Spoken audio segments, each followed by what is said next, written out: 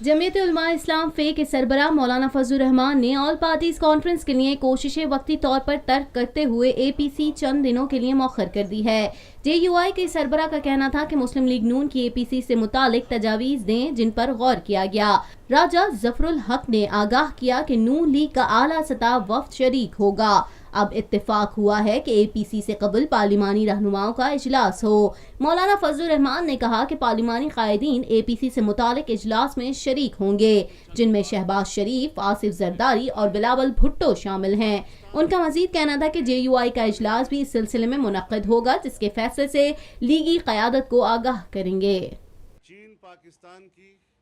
पाकिस्तान में पहली मर्तबा हालात हाजरा के मुख्तसर मगर जामे प्रोग्राम्स, खबरों, तबसरों के अलावा दीगर समाजी, तिजारती, सकाफती, तफरीही, मालूमाती, मजहबी, तालीमी, सेहत और बच्चों के प्रोग्राम्स सिर्फ TNN TV पर।